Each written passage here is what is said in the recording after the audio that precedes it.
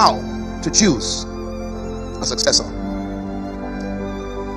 I have read no book on this subject because I don't know, maybe they don't deal with it. But I had a problem trying to find the answer to this question: how to choose a successor.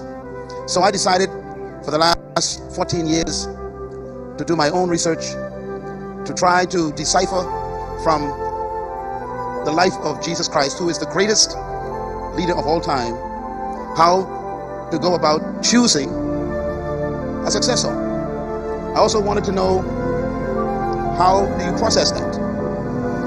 So I began to also study the successful transitions in history, beginning of course with biblical case studies. And what I discovered changed and shocked me, and it's going to shock you also.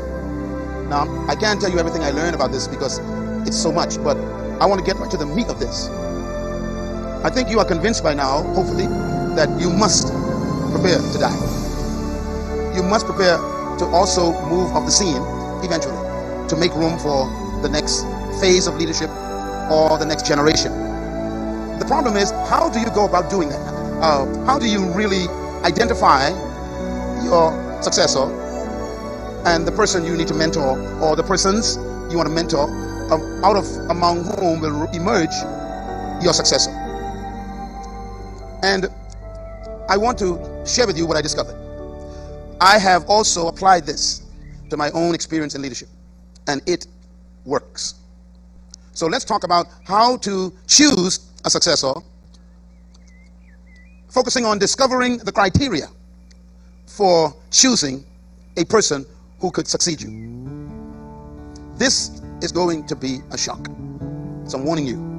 Now, when you think of leadership, one of the things that we've been talking about as a principle is success in leadership has very little to do with projects,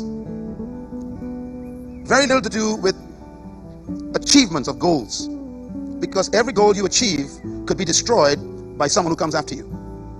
So success in leadership is the preservation of success. How to preserve the things that you built, you laid your life down to achieve. How to make sure that they're not destroyed by succeeding generations. And we've seen this happen very often, where when it's time for leaders to transition, many of them don't prepare the successor, and so there is a conflict, a fight, a scuffle for leadership. And when a new leader emerges from that fight, sometimes their commitment is to destroy everything you built, to prove that they are different or better. This has been the MO of most leaders. If you study the third world, for example, in all third world countries, this leadership issue is primary problem. Most developing countries, when they have a leadership transition, there's either a coup, or someone gets killed, or there is tremendous turmoil in that country. The same thing happens in churches. Sometimes they say the worst thing for a church is a board, because when it's time for leadership transition, there is so much fighting. Now, they don't use guns yet and bullets and machetes, but they're getting close lately. They will fight for the pastorate. They would fight to be the next bishop. They would kill, they would connive, they would all kind of strategizing to try and emerge as the leader. This is ungodly, unhealthy, and almost unbelievable. So this session is very critical. How do you choose a successor? Let me bring it down to one more context, and that is the family. When you talk about a family, you are a mother, a father with children, and you started a family business, and you're developing that family business, and let's say you got 5 or 6 kids. Listen to me carefully, please. First of all, don't assume that the person who should succeed you in whatever you do has to be one of your family members. You prefer it to be, but doesn't have to be, and that's proven in the context of Scripture. But let's say perhaps you want to make sure that your business stays in the family, whether it's a company you just established or some project that you built, and you want your family, your kids to inherit it. It doesn't mean that those children will protect that product. As a matter of fact, there are millions of stories where families built big businesses, and one of the siblings who didn't have the passion of their father or the passion of their mother for this business would literally sell that business for almost nothing. Sell it off and go buy a boat and go play golf or something. They destroy the family business because they have no interest in what their parents built. So even as a family, you can have a destruction of your dream. Question then is, how do you know which one of the children is the right one to take the business? We're going to talk about that in this session. You may have a board or assistants around you in your company, in your church, in your business, and you want to know which one of these should I really focus on to mentor to become the one who takes all that I have possessed, all that I have developed? How do I know which one should I give it to? Very important question. Hopefully today, the answer that I'm going to share with you will help you. But I warn you, this will be a shock. Because I think in your mind, you already have an idea of who and what kind of person you already have spied or identified that probably is a potential successor. I believe that when I'm finished, they may not be the one. Because I'm going to dismantle all of your reasons probably for why you chose them. Because I too thought I knew who should be a perfect prospect for succession. And yet we need a successor. And so, here's some thoughts. I want to begin with the 6 principles for not choosing someone. I want to begin the negative first. Are you all sure you're ready for this? Okay. If you want to identify your successor, first of all, you never choose a person who loves your vision. Oh dear. I guess I can now close the session and we can leave. Okay, there's a shock. See, we normally think that the person who captures our vision and loves our vision is the kind of person we should give the organization to. Well, I am proposing that that is not the right person. Don't let the fact that someone loves your vision be the criteria for choosing them as your successor. Number 2, never choose the person who loves and wants your gift. You know, there are people around you who just love your gift, love your anointing, they love your skill, they love the way you do what you do, and they just love it. And they talk about it, they tell you how great you are. And that is not the kind of person you want to choose for your successor. If somebody is all taken up with how great you are and how you can speak well, how you can play well, how you can sing well, and they just love your gift, how you can communicate well, be cautious. Number 3, never choose the person who wants what you have. There are a lot of people around you in your life, and they want to be just like you, they say. Be careful. That is a dangerous person. Now, I know you're still in shock, but this is not the proper prospect for you. Never choose a person who wants what you have. They want your position, they want your title, they want your influence, they want your power. Be cautious. Number 4, when choosing a successor, never choose the person who wants your power. There are people around you who literally worship your power. They are so impressed by your capacity to impress. They love the way you impact and influence people. They just admire that. They want it. And that's why they'll associate with you. They'll tell you everything you need to hear and even want to hear, just to be in the atmosphere of your power. Some people just love the experience of being around power, and they want it. A dangerous person. When you want to choose a successor, never choose a person who wants positions of authority. Watch those people in your life who are constantly desiring to have the same authority you have. They want you to promote them so they can have authority. They would even try and convince you that they are good for you. They really want authority. Be cautious. How am I doing so far? I think I'm canceling your whole life right now. See, I told you. You thought you knew who's a good prospect for succession. And number 6, never choose the person who believes they are wiser than you. There are people around you who say they are there to help you and to serve you, and they always criticizing you, always questioning you, always wondering why you're doing this and why you're doing it that way, and you think that there's a better way to do it. And be careful of those people who think they are wiser than you. Be cautious. They always know a better way to do it. And they will question your methods, and they believe that they have some new ideas that can help you, and they're always trying to make you think that you're not quite all of that. Watch those people. They volunteer wisdom. Be cautious. Now, each one of these I got from Jesus. He had 12 men around him, and he didn't trust too many of them. I know you don't believe that. And out of the 12, he actually identified 3 that he wanted to work with personally. And out of the 3, he identified 1 that he trusted. He had, see, there are circles of people around you, and they're different circles. You can have a team with you, but they are not all in the same circle. He had 12. What about Bartholomew? You don't know much about Bartholomew. Or Thaddeus. I mean, he kind of kept them on the fringes. He was even nervous about James and John. Even though he pulled them into his inner circle, he was nervous about them because they had some defects. They are in this list. That's why he couldn't choose them. For example, James and John wanted power. Number 4. They also thought they was wiser than Jesus. They told Christ, look, there's some people down the street who are not operating like we're operating. Let me give you some advice, Jesus. Call down fire and burn them up. These guys were crazy. They were terrorists. Think about it. And right away, he changed their names. He says, you guys are sons of thunder. You guys are dangerous. Your temperament cannot handle power. They wanted power. They were the same two, remember, who sent their mother to ask him for positions of power. Christ says, I can't trust these guys. Who around you are always trying to get in your power circle? Study people. Now, who do you think lie on Jesus' chest all the time? It was John, and Christ says, I can't trust you with power. Not because folks are close to you means that they are qualified for succession. This must be also applied to your children. You may have 5 kids. You better check and see this list against them, because even though you may have one of your son or daughter, they may not be qualified. Remember Moses, his sister had a problem. Miriam, come on, y'all remember Miriam? Miriam could not be the successor. Why? Wrong spirit. She wanted power. She even had number 6 problem. She told Moses, you think God only speaks to you? Disqualified. People around you say, who do you think you are? Wrong person to choose. Am I coming through slowly? See, the folks are close to you, and they say they love you and all this stuff, but you got to have a criteria to identify who is a prospect for me to invest my time in to mentor. Give them tests.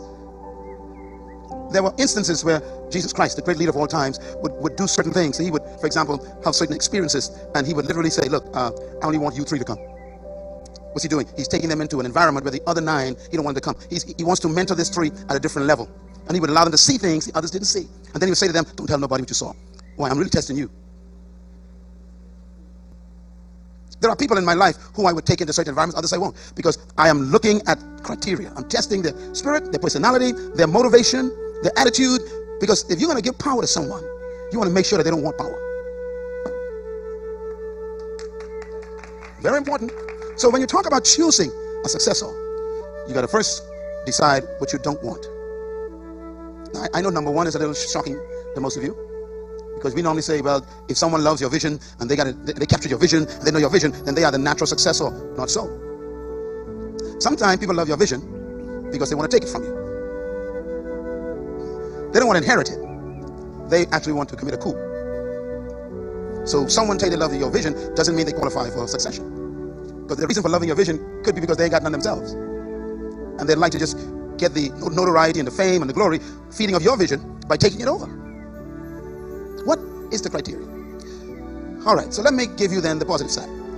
Who do you choose for a potential successor to your work, your business, your department, your company, your pastorate, even your political party? Who do you choose to succeed you? Okay, let's begin with number 1. How do I identify your successor? First of all, choose one who loves you and not your vision.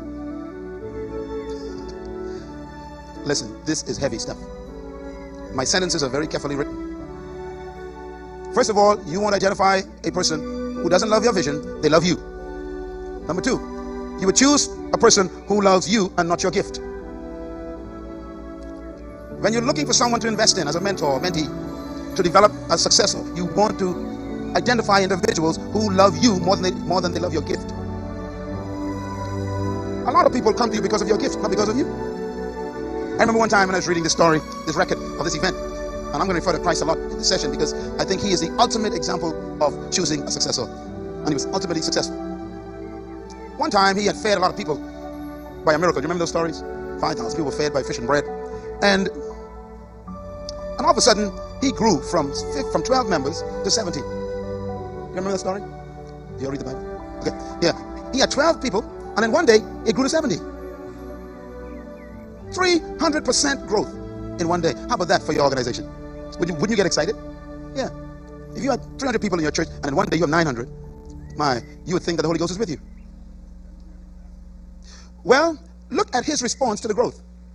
First of all, he turned around and realized he grew by 300%. He had 12, and in one day he has 70. Now, any leader, pastor, CEO, business person whose company grows 300% in one day would have a celebration. He did the opposite. He turns to the 70 and he asked him a question. Do you remember the question? He said, why do you follow me? Now, wait a minute. Aren't you happy we are with you? He said, why do you follow me? Maybe you should ask that question to everybody in your circle. Go home, call a board meeting, and just ask that question and spend an hour listening to the answers. Why do you follow me? We don't ask those questions. But a true leader has to ask those questions. Why are you supporting me? Why are you following me? I mean, you should be glad I'm following you. No, I want to know your motivation. Why did you join me?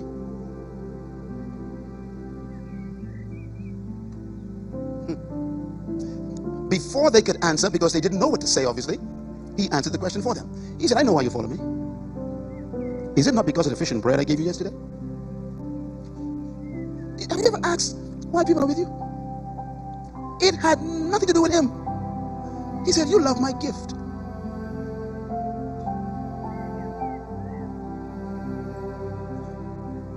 Don't trust everybody who applauds you.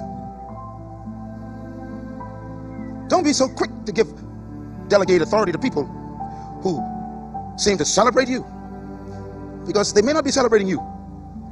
They're celebrating what you do for them, how they benefit from being with you. Some people's relationship with you is for their benefit, not for yours. Dangerous people. He said, I know why you follow me. It's because of the fish and bread, the gift, the miracle, the gift I have. And a lot of people follow me for that too. And they follow you for that. And then he said to them,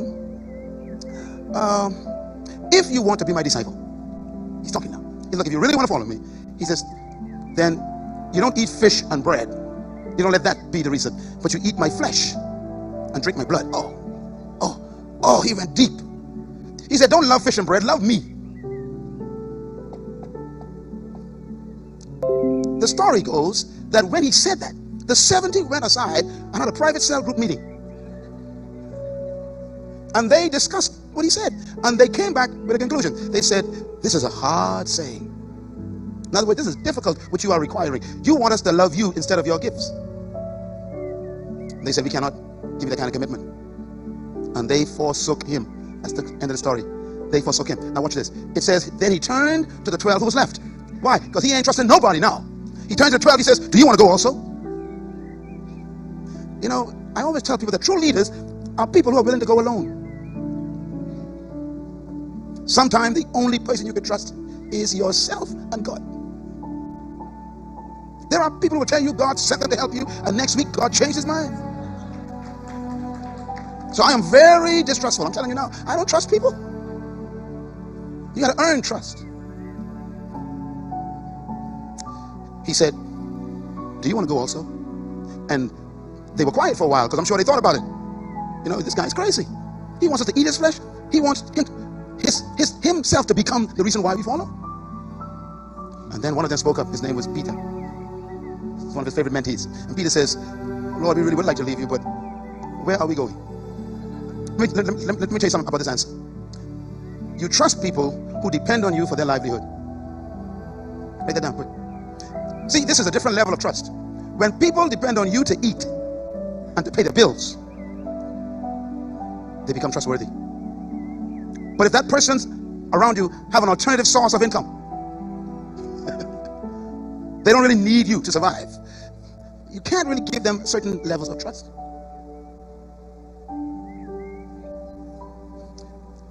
When you're choosing a successor, it has to be someone who sees you as their source.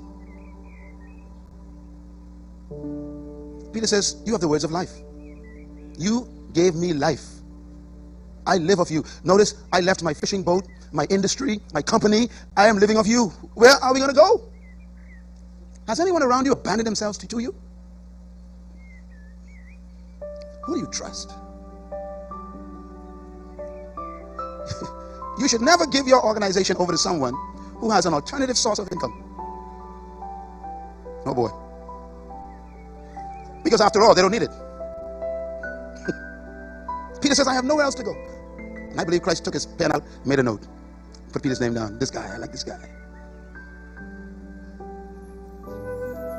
Choose the person who loves you and not your gift. Number 3, how do you choose a successor? Choose the one who loves you more than your power. Humans naturally gravitate to power. We love powerful people. That's why we want to get to know powerful people, because we like to be in the environment of power. Matter of fact, power is like drugs. It's intoxicating. Some of you wonder why people have groupies. Groupies are people who just love power. They like to be around power. Politicians attract groupies. Stars attract groupies. Powerful, wealthy people attract groupies. You like to be around the power. It gets into your nostrils. You become intoxicated. You like to be able to say, I know him. I know her. There's this sense of, I'm close to power. Be careful. Bad prospects for succession. You want people around you who want to serve your vision and serve you. They come around you to serve. You know, every one of successful succession stories in the Bible was between a mentor and a servant. And they got the whole company. I think about Joshua and Moses.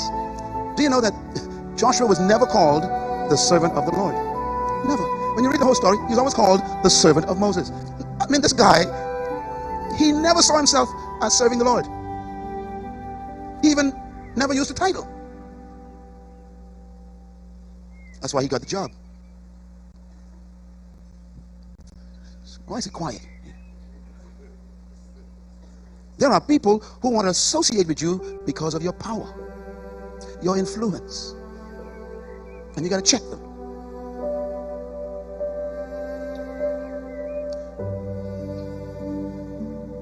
Number 4, you want to choose the person for your successor who is willing to protect and defend you at their own expense. I want you to think this through.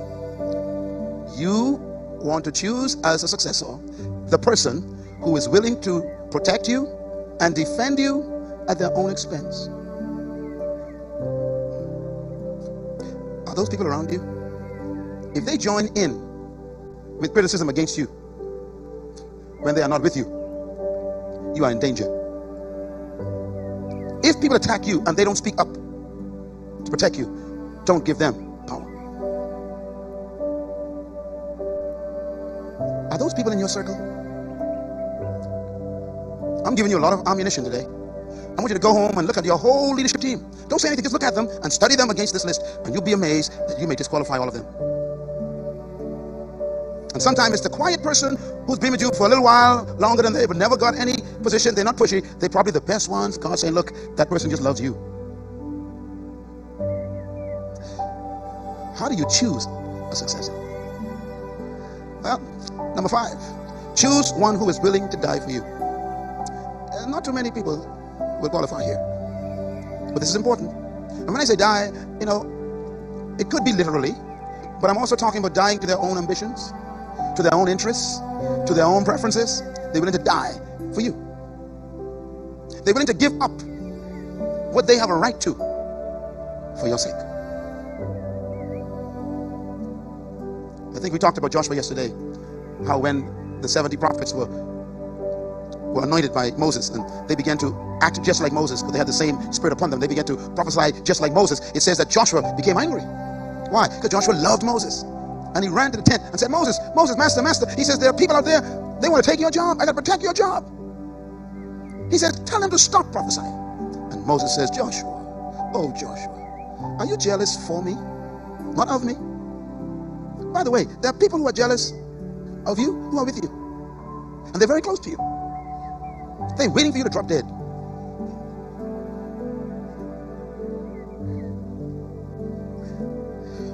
I remember the story of Peter.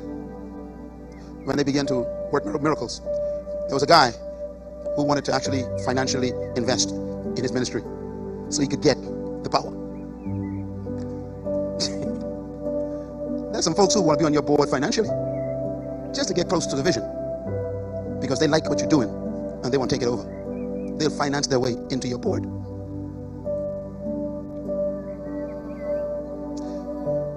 And Peter says, may your money perish with you, because your motivation for coming with me is questionable. Choose the person who's willing to die. I'm going to explain this before we close to show you how these work. But each one of these is a criteria for your successor. By the way, Barnabas and Silas and Timothy went to jail with Paul. Can you find someone to go to jail with you? Why do you think Paul gave the ministry over to Timothy? He went to jail with him. He went to die with him. Are there people around you, when the whole city attacks you, they are still with you? In my own country here, when I was beginning this work, I used to be a daily offering on the altar of criticism. And there are people here in this room today who used to be part of that. And there are people here today who were with me all through that. I trust them with my life. What did I do? In Jesus' name. So you got to be careful of those in your circle. And you must ask that question. Will they die for me? Will they defend me and become the minority?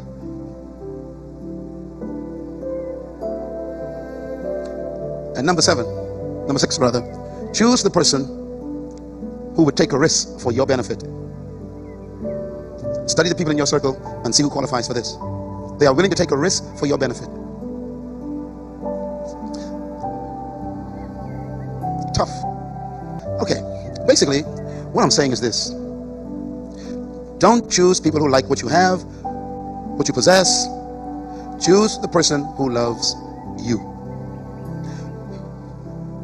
When Jesus Christ, the greatest leader of the biggest company in history, was ready to transition and give up the position to someone else, he chose a person who seemed to have been the unlikely person.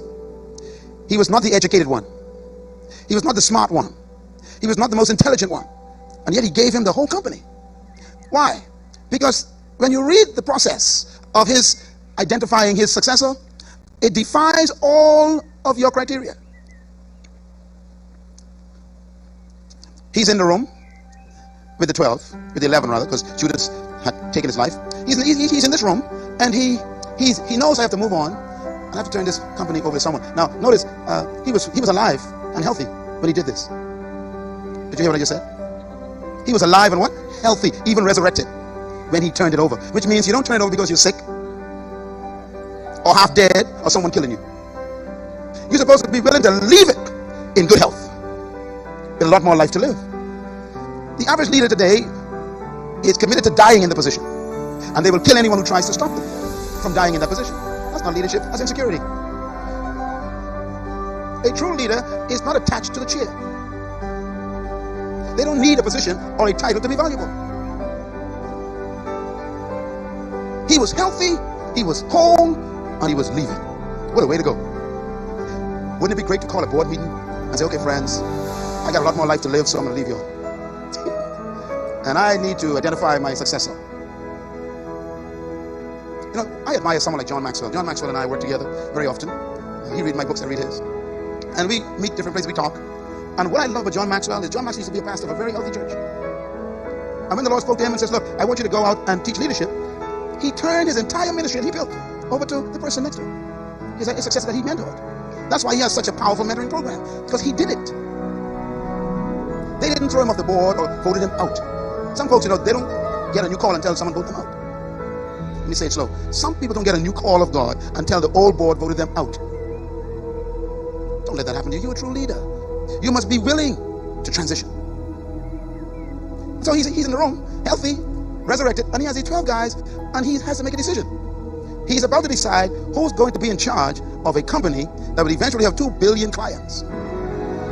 A global company with a global product, go into all the world and take my product. He says he's about to turn over billions and billions and billions of people and souls and resources to one other person. Wow.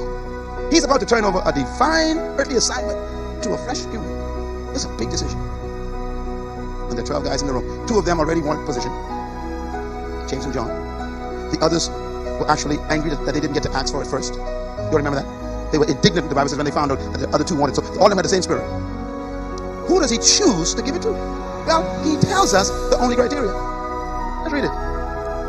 When they had finished eating, having their final meal together, he turned around in the meeting and he turned to Peter. And he said, Simon, son of Jonas, one criteria. Do you love me? Not my ministry, not my vision, not my talents, not my gifts, not my anointing, not my miracles, not my influence, not my impact, not my books and my ministry and my television program. Do you love me? That's it. Can you find someone in your group who love you? That cancels a lot of people. Because when you start asking why they're with you, you get a million answers. Like fish and bread. His criteria was simple. Do you love me? Not my vision. Oh, I understand your vision, brother. That's an awesome vision. God told me to come and help you with that vision. That's a powerful vision. That's an awesome vision. We can reach the world together. That's a vision. I don't trust you. You love my vision too much. You never mention me. Choosing a successor is not simple. Look at the next statement. He repeats it again. So Peter says, yes, Lord, you know I love you. Now, how does the Lord know he loves him? And how does Peter know he knows? This is very important. Because you should be able to say that if someone asks you that. Do you love me? You should be able to answer that question with confidence. Peter says, you know I love you. Now remember, he had just denied him. At least you call it denial. I don't. So he asked him again. He said, okay, then if you love me, everybody say me. If you love who? Me, then do what? Take over, he says. You feed my sheep, feed my lamb. You have the company. The company is yours. He asked him 3 times. Do you love me? That's criteria for succession. Do you love me? 3 times. Do you love me? He's okay. You love me? Good. Then you have the company. It says again, Jesus asked him, Simon, son of Jonah, do you truly love me? Nothing to do with the anointing, the power, the miracles, the vision, the kingdom. Do you love me? What an amazing qualification. He's about to transfer the greatest organization in history. And the only criteria he wants is not, are you educated? Are you intelligent? Can you plan? Administrative skills, executive powers, history, experience, expertise? No. Do you love me? That's it. Who do you choose? Who do you mentor to take all your powers, all your accomplishments? Who do you give it to?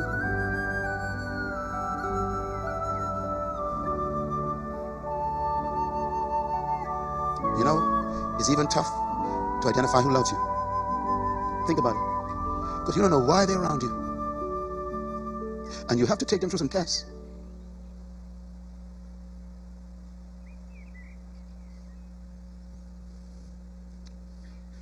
You know, I happen to serve as the chairman and founder of this organization. And, you know, we have a large group of trustees. And I just love by their willingness to come here without any promise of getting any compensation. Pay your own ticket, pay your own hotel bill. If you love me, then you love what I love. If you only come because you speak in or because we pay in something, then I question your love for me. It's this simple.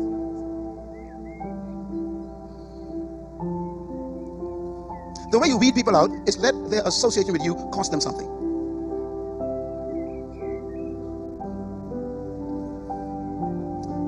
Jesus told the disciples, you want to follow me? Then you got to deny your mother, your father, your children, your farms. He was stripping them of ulterior motives. Let it cost something for association. Because people are with you because of what they can get from you, see? Not because they love you. Peter, do you love me? He said, okay, then feed my sheep. No, Peter says, yes, Lord, you know I love you. He answers it twice. You know I love you. What do you mean you know? How do I know?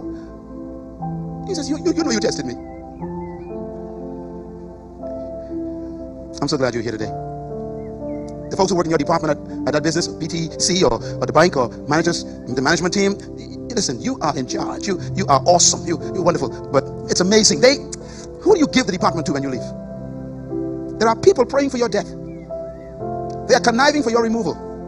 There are people in the boardroom who have already created a little system to get rid of you. Can you find someone who loves you? And by the way, some of the greatest political coups take place in churches. No love. They got the spirit of James and John. They sneak around the back and send their mother to get a position. These are spiritual leaders fighting over succession. Okay, let me wrap this up with some conclusions, and then I'll tell you a story about one of these issues with Peter, and then we're going to go to our next session. Everybody say the power of love, succession. That's your criteria for succession. Who do you choose as your successor? Number 1, whoever loves you will love who you love. Please write this down, please. It's very important. Who do you choose? You choose the person who loves you. Why? Because if they love you, they will love who? Who you love. Let me put it another way. If I love you, and you're my friend, I love you, I really love you, and you're married, if you die, I'll take care of your wife. I have had to counsel church leaders whose spouses started a ministry, built the ministry, all the kids were in the ministry, powerful ministry, worth millions of dollars, and when this person dies, the board kicked the spouse out, voted the kids off the staff. They were waiting for him to die. They withdrew the insurance on his wife. This has been repeated over and over again. And I'm like, how could you all do this? This man built this ministry from nothing. Yeah, but it's our time now. And these are his close deacons and board members and elders. Got rid of his wife in 1 week. Why? They did not love him. This is a very important one. Whoever loves you will love who you love. Do you know that Peter fell in love with the wife of Jesus? Because he loved Jesus. Some of y'all are slow. When they took Peter before the council and said, we're going to kill you because you are promoting this man you love, Peter says, take my head off. I'll still preach his name. Leave it on, I'll preach it. You make a decision, sir. He loved him so much, he was willing to die for his wife. Can you trust your spouse to someone after you die? I say, take care of her. That's who you want to succeed you. That brings security to your children. You don't know what's going to happen when you die to your own family if the people around you don't love you. They want your organization. They want your vision. They want the money. They want the buildings. That's what they want. They're glad to get rid of you. And anything that reminds them of you, they got to get rid of. So his criteria is correct. Do you love me? Secondly, whoever loves you will love what you love. If the person loves you, then they'll love what you built. They won't destroy it. They'll protect what you worked your life for. They will not allow people to abuse it and confiscate it and sell it off. You know, Mr. Ford, who built the Ford company, his great-great-great-grandson is now in charge of Ford Motor Company. Sometimes I see why you got to keep it in the family, because you can't trust other people sometimes.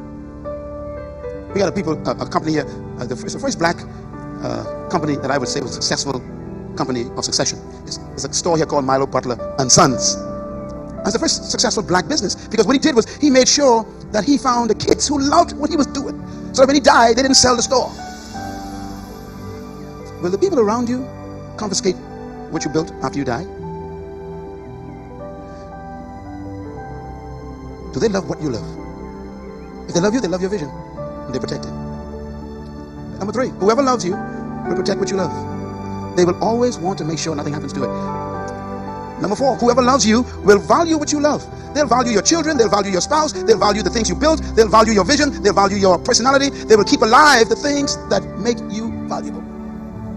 Some people are glad to bury you, along with your memory. Take his picture down. Wow. This man spent 50 years with his blood, and now you take his picture down. Do they love you? I'm not concerned about your success. I don't trust your success, but your success could destroy it. Are you working on your mentoring? In my next session today, I'm going to talk about how to mentor, because your mentoring will determine what happens after you die. And this last one, whoever loves you will preserve what you love. The Church of Jesus Christ was a beautiful woman. That's his wife. Her name is Ecclesia. And Peter loved his master so much, he preserved his wife. He went to prison on behalf of his wife. He defended his wife in court. Will they defend your wife, or will they get rid of her? I wonder if I could trust Ruth Ann with the people around me. If I died today, what would happen to my wife? Do you love me? If you love me, you'll love what I love. Is there a reason why it's quiet in here? You see, the people who you give your hard-working life to could destroy it in a day if they don't love you. Here's a story I want to close with. Why did Jesus trust Peter? Why did he know Peter loved him? He set Peter up. Okay, Jesus Christ is God in the flesh. He knows everything. He set Peter up many times. Matter of fact, one time, he began to talk to him about his death. Remember that? And he told him, he says, I'm going to die, I'm going to be crucified, and they're going to pluck my beard out, they're going to whip me, and they're going to bury me. And Peter became angry in the meeting. Remember that meeting? And Peter said, Master, stop it. That shall not happen to you. Stop it. They will not kill you. He said, I'll die if they try to do that. In other words, he was the only one that spoke up. What were the other 11 thinking? If he won't die, that's his business. I ain't going with him. That's his business. But Peter says, over my dead body. And Jesus Christ took out his pad again, took his pen, and put number 2. And then he set him up again. He said, let's go pray. They went to the garden. He says, now you 9 stay here. At least you 8 stay here because Judas was gone. He says, you 3 come with me, stay here, and then I'll go over here and pray. Now you all stay awake. Watch for me. Watch for me. Which means he knew something would happen. He set Peter up. He has the final test now for these 3 guys. He said, let me see which one of them can take the company. Let's see who loves me. The soldiers came to arrest him. Judas kisses him, so he's out of the runnings. And when the soldiers arrived, it says they all fled except Peter. Peter grabs his knife, little short sword, and there is a guard. Now guard means at least 6 to 60 people. Did you hear what I just said? A guard is either 6 people or 60 people. In other words, that group would have been between 6 and 60. Soldiers with weapons, shields and swords and daggers. These guys are military experts. And Peter, who is a fisherman, grabs his knife and says, touch my master. Come on, just try to touch my master. Don't you touch my boss. Is there someone who will pull a knife out and put you behind them? Peter died that day. Because you don't pull a knife to fight soldiers in those days. You are dead. Now, Christ watches this. He's just standing by. I believe he was smiling. He's like, I love it. And Peter not only takes his knife out, but he swings it. Which means he's dead. If there's 6 soldiers and you only got 1 air, you're dead. He swings at the guy's neck. The guy ducks. His air falls off. And Jesus is watching the whole thing. He's enjoying it. He's going, I think I got my man. Is there someone who would swing for you? The air falls to the ground. There's blood running all over the guy's uniform. The other soldiers are ready to kill Peter. And Peter's standing there with blood on his knife, breathing out, saying, don't touch my boss. Don't touch my boss. He's dead. And Christ does something really interesting. He leans down, picks up the air. In other words, he's saying, okay, I'm clear. And he puts the air back on, fixes it back. Can you hear? Yes, Lord. Okay, good. He puts the air back. And then he turns to Peter. Not the soldier. He's talking to Peter. He said, Peter, okay, that's enough. Put your sword up. In other words, I'm convinced.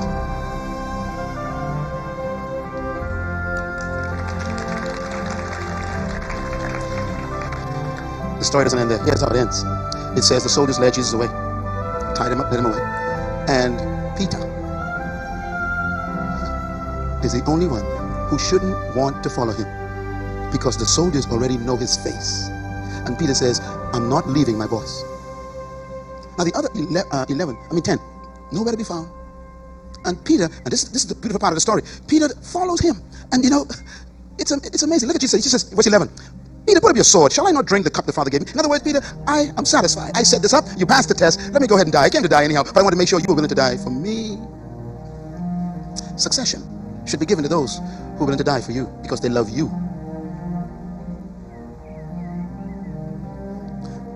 Verse 15, Simon Peter and another disciple. We don't know who this person was. It wasn't one of the 10. It says, Peter and another disciple were following who? Jesus. This guy just tried to kill a soldier. You don't follow a guy who you just tried to kill. My point is, he refused to even let Jesus go on trial by himself. I want to get into the courtroom. And he fought to get into the courtroom. He even lied to stay there. Do you hear me? No, you don't hear me. We call it denial. I call it love. He loved him so much, he lied to stay. They said, we know you. He said, you don't know me. I want to stay. I want to watch you to do to my boss. I want to watch everything. I'm going to support him. Will they support you when you're by yourself, under stress? Who loves you? They'll abandon you the minute the media attacks you. He said, no, I'm going all the way with my boss. And he went into the inner courts, sat around a fire, watching the trial, just to make sure his boss is okay. And they said, what are you doing here? He said, look, just leave me alone. I don't know him. I got to stay close to him. I call it denial love. And that was it. Christ was convinced. This guy loves me. It says in verse 16, Peter had to wait outside the door. Are you reading this? This guy just tried to kill a soldier. What are you doing where the soldiers are? And refusing to leave because his love for his chief. Can you find someone like that in your company? Are one of your kids that way in the house? Not because they are your children doesn't mean they qualify for succession. Which one of the kids love you? See, families are strange. You love because you're obligated, not because you choose to. There might be one of the kids who chose to love you as a different kid. They're the ones who are going to give their career to keep what you're doing going. So, you know, Daddy, I'm a doctor, but I don't want you started to die, so I'm going to stop being a doctor and I'm going to pick up the company and take care of the company. That's the kid who loves you. There's a son who say, well, that's my daddy, that's what he wanted to do. If he dies when he dies, that's his problem. You know, I'm a dentist, I got to take care of my dental career. And this kid doesn't love the father. This is why the Bible says friends are closer than family. Because family is obligation love, friend is a choice. This is why adopted kids are loved more than kids who were born naturally, because adoption is a decision. In other words, you need your kids to adopt you as a parent, not just love you as a father. Peter adopted Jesus. You will not die. I'm going to stay with you. And he gave him the whole company. My prayer is that you would find people somewhere in your circle. When you go back home, and you take this list, you go down this list, and you study them, and you begin to check. Is the person I was planning to turn this over to qualified? And there's only one qualification, and it's not education, it's love. Thank you once again for listening to this message, as we hope that it has been a blessing to you. Our goal is to show you new paths and opportunities so that you can discover your purpose.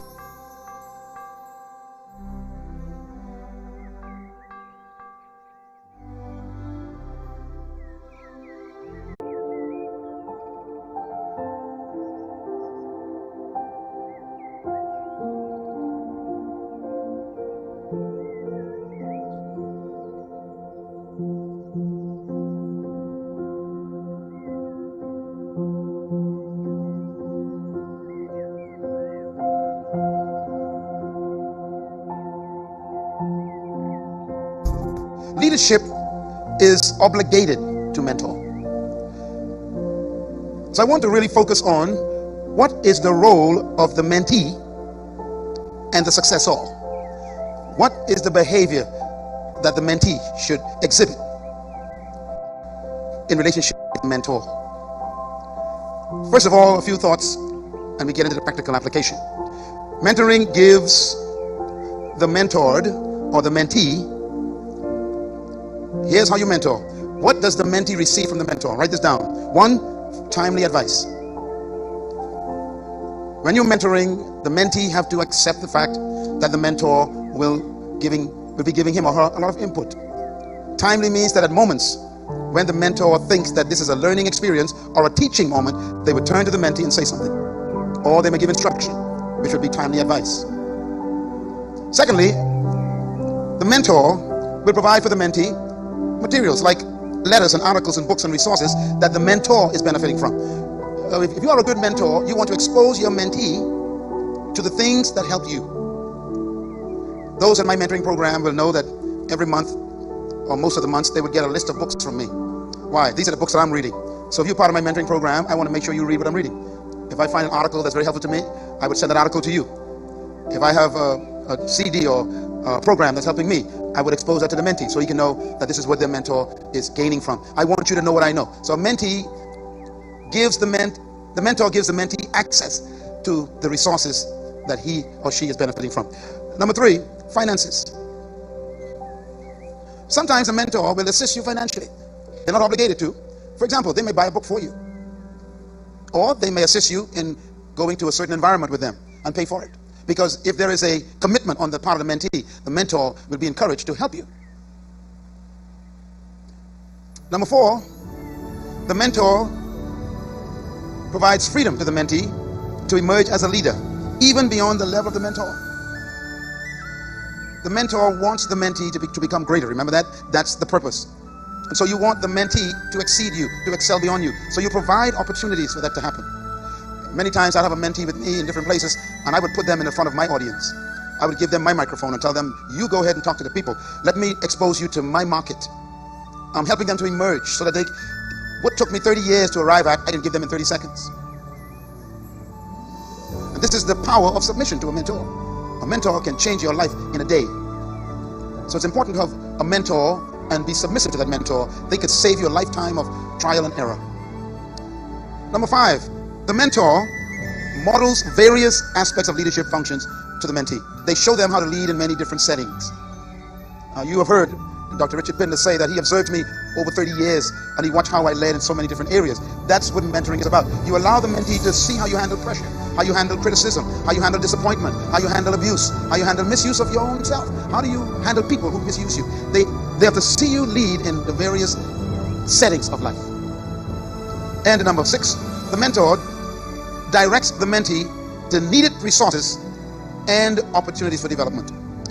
I might say to you, you should go to that seminar. And why I'm telling you that is because I know some things about that particular environment that as a mentee you will need. Or I might say, you should buy this book. Or you should maybe subscribe to that magazine. I'm telling you that because I know what it will do for you. So a mentee will direct the mentor will direct the mentee to different resources. Sometimes I would call a mentee and I'd say, I want you to go on this trip with me. And they'd say, why? It's because on this trip I'm going to be exposed to certain environments that I want that mentee to have access to. And so mentees provide opportunities. Mentors rather do. Number 7, the mentor will co-lead in opportunities to build confidence in the mentee. This is very important. Even in this organization, I have had the privilege of exposing many of our trustees to you. This platform is built really by my influence. And I provide access to this platform to people. I don't have to. But if you're going to mentor people, you have to co-lead. You don't want to hog everything. You want them to have a privileged opportunity to share in your market, to share in your exposure, to share in your influence. A mentor allows the mentee to co-lead. Give them opportunities to be in charge of things.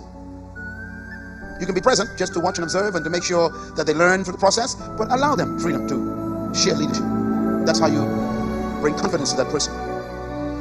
Now I want to give you very quickly, and this is going to be fast, but it's going to be very, very practical. You won't be able to write everything, so just write the first line that's underlined. All right, I'm going to give you 12 principles of mentees, how the mentees should respond to the mentor. Number 1, the mentee must submit to the mentor. It is impossible to learn from someone if you don't submit to that person. It is like a class that doesn't accept the teacher's authority. You will never learn from a teacher whose authority you don't accept. So the first thing that a mentee must do is submit to the mentor. It doesn't mean that the mentor is smarter than you or greater than you. It's just that the mentor knows some things that you want to learn. So you submit. Principle number 2, the mentee must accept that the mentor is acting in the best interest of the mentee. This is very important because the mentee has to believe that whatever the mentor recommends or instructs or advises is in the mentee's best interest. You may receive an instruction from your mentor that doesn't make sense at the moment, or maybe even uncomfortable. But what they are doing is in your best interest. They know what you want to learn, and so they will provide strange moments for you. You've got to just believe what they say and carry out their instructions. A mentor will never set you up for destruction. They will set you up for development. So you got to trust their advice, their input, and their judgment. Number 3, the mentee must be willing to accept the mentor's counsel. This is very critical. You know, sometimes we claim we submit to someone and we still don't accept what they say. We don't take their advice. Don't waste my time, please, if you claim that I'm your mentor and you're not going to take my counsel. I will release you immediately. Because if you submit yourself to the teaching and the guidance of a mentor, the assumption is that you believe that that person has something you need. That's why you submit to them. So be submissive to their counsel. Again, it's because they have your interests at heart. Let me say one thing about mentors. Mentors don't want anything from you. Matter of fact, they didn't look for you. So if they give you advice, it's not because they're trying to get something from you. All right. Number 4, the mentee must never abuse the privileges offered by the mentor. Oh, help me. I'm going to repeat this one. The mentee must never abuse the privilege and opportunities offered by the mentor. In other words, the mentor will give you access to such things as his private contacts, his environment or his home or his private phone numbers or whatever. Please don't abuse those things. You go around and give people my private number without permission because you want to prove that you know me. This is abuse. To have my private phone number is a privilege for you. You're abusing the privilege. Or if I introduce you to one of my contacts who is very influential, and then you go behind my back and try to work out a deal with them privately, that's an abuse of my relationship. You never abuse the privileges offered by your mentee. You respect those privileges. I may give you access to head of a country because you happen to be with me, and I introduce you to the prime minister of a country. That doesn't mean that you are his friend. I'm his friend. So don't disrespect him and call him next week and say, hi, I'm so-and-so. He doesn't know you. So don't abuse that privilege. That was a privilege that was offered by the mentee, by the mentor. Also, mentors will give you access to things that they are reading, or maybe access to their friendships or other relationships. Even their venues or their market may be given to you as a privilege, or even their audiences. I would many times expose my mentees to television programs I'm on. I tell them, come on with me, sit down and talk. Or maybe let them meet my publishers, or maybe let them speak to 10,000 people for a few minutes. And I do that because I want to build their confidence and help them. But if you abuse that by saying, you want to contact the host next time to invite you by yourself to come and speak next year, you are abusing my privilege. Access to my contacts is not to be abused. Very important. The mentee must be very cautious not to abuse any of the mentor's privileges. It took me 40 years to do what I'm doing, and I can give it to you in 40 seconds. But don't abuse it. I've known people who tell other people that I'm their friend, and they met me once in the church in the lobby somewhere and shook my hand. I don't know you. You're telling a lie. So don't abuse those kinds of opportunities. You could tell a person, yes, I met that person. I met him. I shook his hand some time ago, but don't tell them I'm your personal friend and all this stuff, because it's not honest. And then if you're a mentee, you will get access to a person's life, to the mentor's life. He'll let you in. Please don't abuse that. Okay, number 6. Mentees must initiate pursuit of the mentor. This is very important. Listen, the mentor doesn't need you. You need the mentor. So you got to pursue the mentor. I only mentor people who chase me, and I stop and let them catch me. I remember Elisha, when he first met Elijah. He was so impressed with Elijah. All those miracles and stuff. And Elisha says, I want to follow you. And Elijah says, go back home. And he sent him home 3 times. And the 3rd time he came back, you know what he did? Elijah said, look, you don't understand. I want to serve you. I ain't going nowhere. He went home and burned his plow. He took his ox and barbecued it and gave it to everybody in the village. He sold his farm, packed his one bag, and went and found Elijah. He says, I ain't going nowhere. And Elijah says, now you can come to me. He pursued him. So if you want to be mentored by someone, you have to initiate the pursuit. You have to express your serious interest. The learner must not sit around waiting for the mentor to teach him or her to develop themselves. In other words, you also got to pursue what you want to learn from the mentor. If you claim that I am your mentor, then you got to prove it by your hunger. Ask questions. Because the mentor is usually very busy. So you got to pursue them. And sometimes you think they're even ignoring you. They're busy. What do you just follow them around and watch? Why? I got to pursue this person. I want to see how they handle pressure, how they handle people, how they handle all the stress. Yet that's pursuing them. Because they ain't coming to you to teach you 5 points of how to handle stress. Mentoring is more by observation than by instruction. So you have to pursue the mentor. And that's what Elijah did. That's what the disciples did. They forsook their fishing business and they pursued Jesus and they followed him wherever he went. They slept with him and ate with him and went to boats with him and they went to villages with him. They pursued him. They wanted to learn. Matter of fact, that's what the word disciple actually means. It means perpetual student. Write that down, disciple. It is not a religious word. It means perpetual student. It means someone who keeps on perpetuating their presence. They keep coming after you. The mentor will teach only those who are hungry for education. The one who wants to learn must pursue the mentor.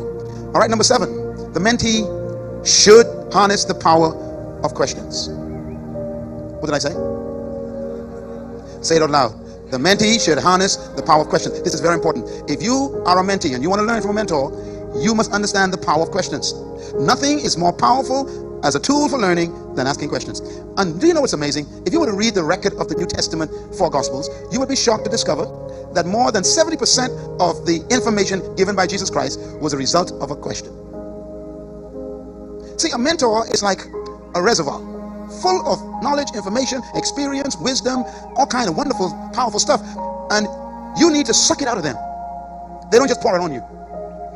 A question is like putting a hole in a dam. And the more questions you ask, the more holes you put in that dam filled with water. And if you ask enough questions, you could create a big crater that will bring a deluge of knowledge and wisdom upon you. You use questions to eat from the mentor. Here's something important. So good students, listen carefully, do not talk much in the presence of their mentor. if you're always yapping, talking, the mentor will become very irritated. He who speaks only learns what he knows. He who listens learns what the other man knows. Sometimes we are so determined to impress the mentor, we talk too much. When you want to learn from someone, you ask questions and then shut up. You want answers. Don't tell the mentor all the great things you're doing and how powerful you are and how anointed you are, what a good manager you are. You can't learn if you're talking. When a mentee is in the presence of a mentor, he or she must not speak much. They must force the mentor to talk. Whenever I'm in the presence of anyone that has great wisdom, I am a professional questioner. I remember when I first met Nelson Mandela. You don't meet those moments too often in your life. I met history. I didn't tell him who I was, where I was from, what I was doing. As far as I'm concerned, I just met a father, and I'm a child. So I started my question because I only had a short time. I had to learn a lot in a short time. I ain't got time to know what I know about me, because I already know what I know about me. I got to find out what he knows that I don't know. So my questions became my power. And anytime I meet anyone, I start asking questions. A question automatically gives you the advantage of being the student. And so mentees ask questions. Number 8, by the way, just a little point here. Invest personal resources in pursuit of your mentor. Listen, I got books over there, I got CDs over there, I got DVDs over there, I got a seminar coming up somewhere. Listen, if you're my mentee, I expect you to buy all those books. Because you need to know my mind, my heart, 40 years of my experiences in those books. When you buy a mentee's book, you're not buying a book, you're buying the person. Sometimes a mentee would ask me a question and I refuse to answer it. Why? Because the question has an answer in a book I wrote. I tell them, go read the book. Why? You're too lazy. You don't want to invest in your own development. Spend that $20 and you go invest in yourself. Always remember this, that the job of a teacher is never to give answers, but to stimulate the students to go find them themselves. Because nothing is yours until you understand it. So we need to understand the power of pursuit. If you want to learn from me, you should invest your time, your money, your resources in pursuit of the mentor. And any mentor you have, you got to pursue them and invest in your own life. Your mentor doesn't want your money, but they expect you to spend it on resources that they recommend to develop you. Number 8, the mentee must never compete with the mentor. Say it with me. The mentee must never compete with the mentor. This is a big one. This is a big problem. Some people say, well, I submit to you, and then they try to compete with me. Are you crazy? I remember one time Peter attempted to compete with Jesus. You all remember the story, how it ended.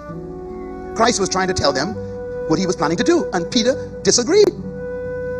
And his response was, get out. You are full of the devil. If I'm your master, you don't compete with me.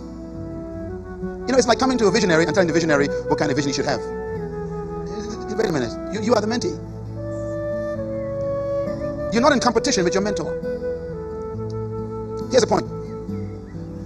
Competition with your mentor deals with motive. A mentee is one who wants to learn, not compete. A mentee is one who wants to become like his mentor in different aspects. He doesn't want to compete with him. Mentees want to benefit from the mentor's knowledge and experience. You don't want to compete with knowledge and experience. My mentors, I submit to them quickly. If they give me advice and instruction, I say, okay, no problem, I'm willing.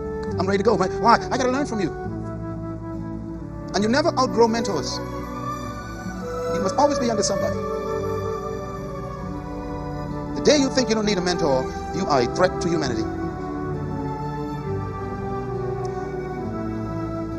In essence, you cannot learn from someone when you are attempting to compete with them.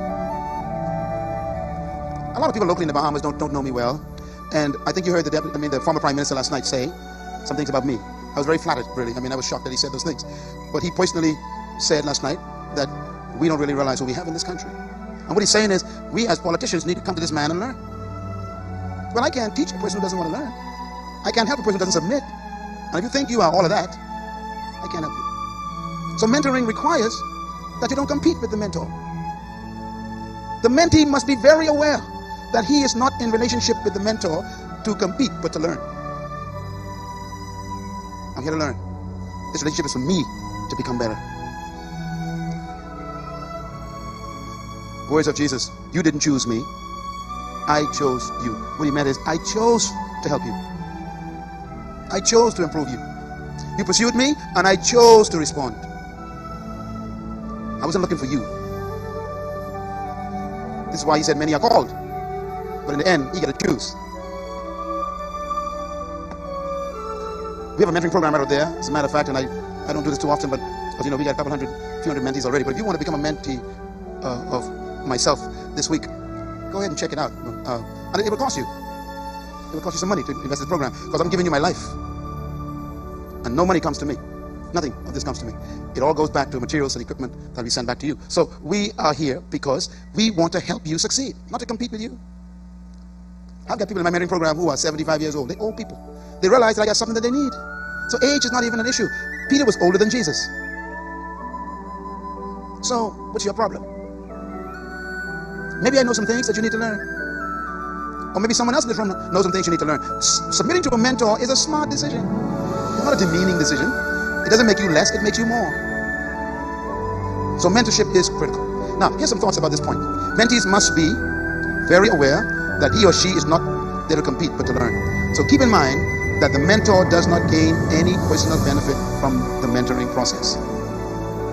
When the mentor is mentoring, the mentor is not in it to gain anything.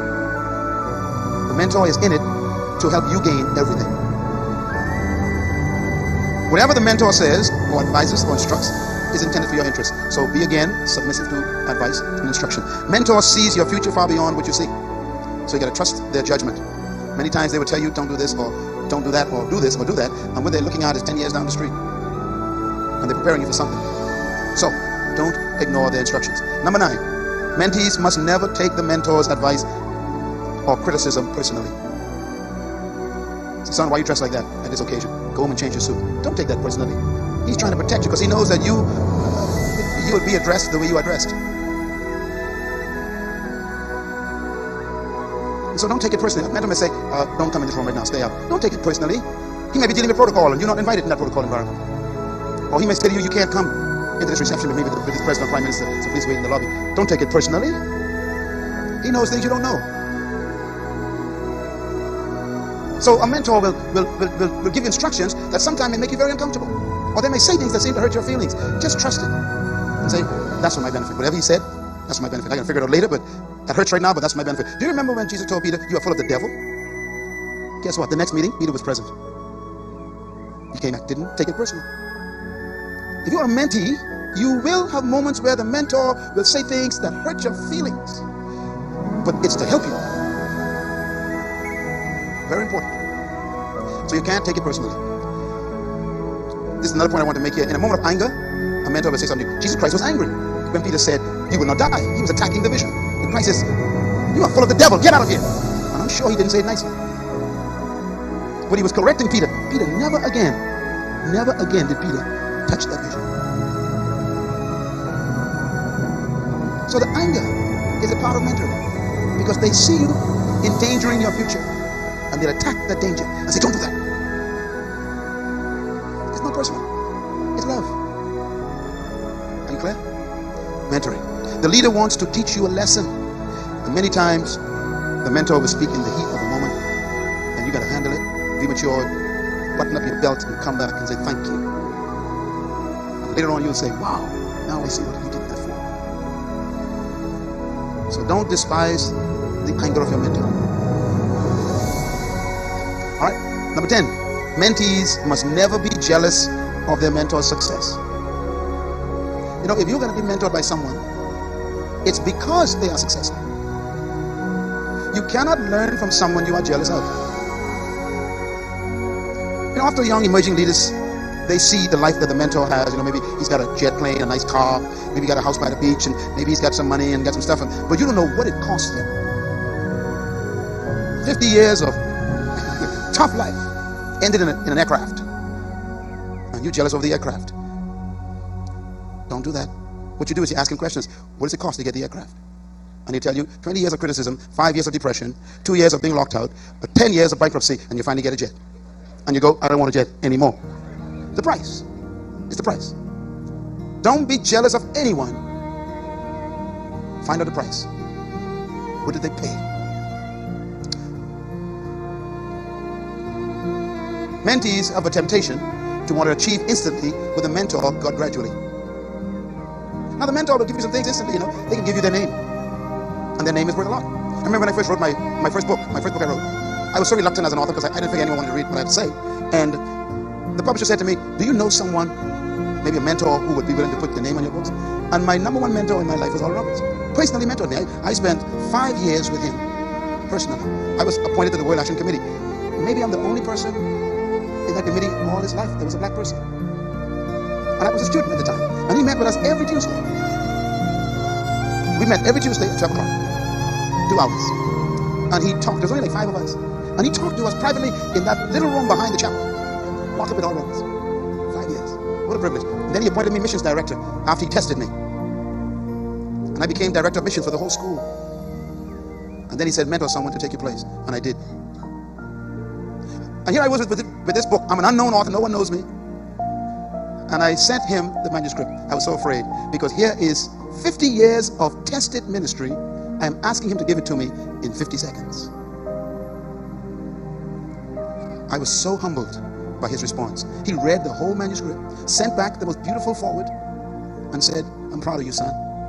You can have my name. A little note. That first book that I wrote is called Single, Married, Separate, Life After Divorce. It has sold over 1 million copies because of his name.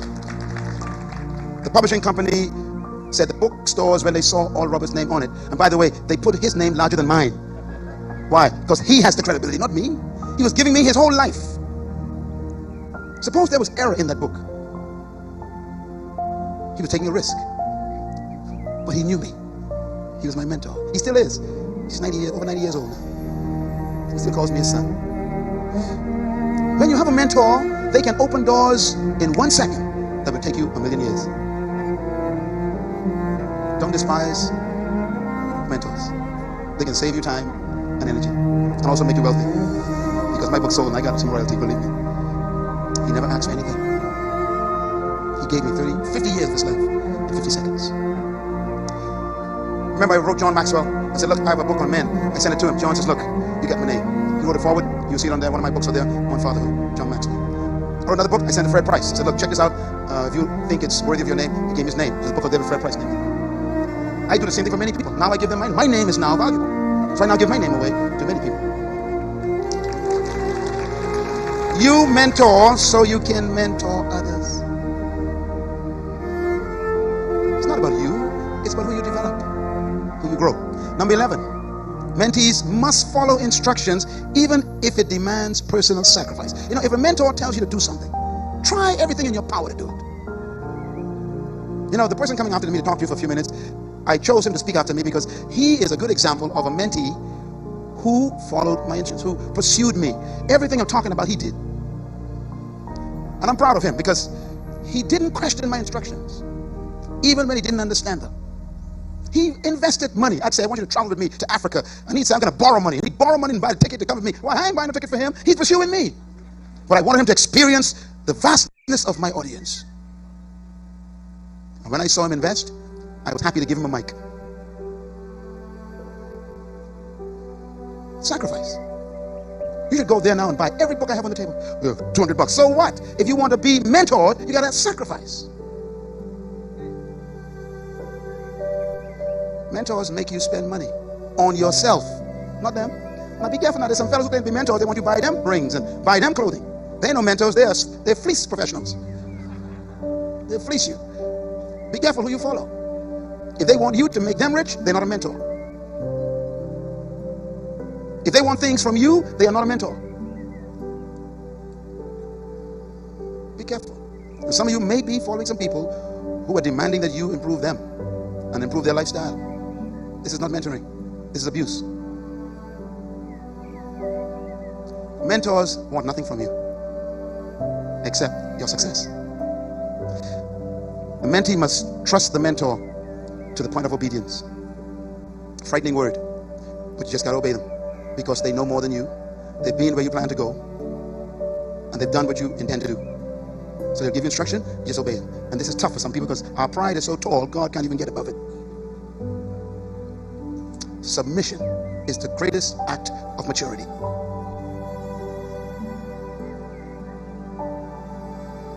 Number 12, that's the last one. The mentee must be honest in the relationship with the mentor. Be honest. No pretense, please. Don't try to be something before a mentor you are not. They will dismantle you. Don't lie to a mentor. They will eject you. Be open, transparent. Don't misrepresent yourself before a mentor. Don't lack integrity and trying to impress the mentor. Please be honest with a mentor. Tell them what you don't know and your weaknesses and the things you're struggling with, because they can help you. If you're perfect, why do you need a mentor? So no pretense. The mentor can handle your secrets. Can I say it again? A true mentor can handle your secrets. They know how to manage your frailty. They can protect the cracks in your character. Mentors don't use your private information for personal gain. They are there to improve you. So be honest with them. Another reason why you should be honest with a mentor, because the mentor cannot afford to have the precious time that he devotes to you abused. You know, I spent 5 months mentoring you and then find out that what you were doing in secret canceled everything I did. You abused my time. How can God forgive you? Mentoring demands honesty. Very important. Mentors respect mentees. They don't ignore your value. They know you're important. Matter of fact, a mentor will respect a mentee because he decided to be a mentee. That alone makes him respect you. What a mentor can't handle is when you communicate to the mentor that you really don't need him. He backs off, leaves. I love you all, and I wish you the best. If I could take you into my life, I'd give you everything I have. I have no pleasure in you making me great. My greatest joy is you become greater. This is why I work so hard. In spite of people not understanding me, I do this, what I do here, because of you. My greatest legacy should be in the people who exceeded me. Exceeded me. When you become great, powerful, they can die. I want to be just like my mentor, Yeshua. Greater works shall you do. That's what mentorship is about. It's about making you better, greater, more influential, more powerful. Exceed your own expectations. I would love to mentor all of you. And this is rare, but I'm going to make an announcement. You can let the folks on the table know that everyone here today who want to join my mentoring program, you fill an application today. The mentoring program is like $250 for the whole year. That's for the whole year. If you sign up today, I'm going to tell them to deduct $50, and then you only pay half today, and the program will begin. You might be a pastor, a great, successful person, I don't know. But if there's something that you see in me that you would like to learn, then I am a potential mentor to you. Yeah. I can multiply what you're doing overnight, just like that. Just by my access. So sometimes the person you are jealous of could be your greatest blessing. Thank you once again for listening to this message. As we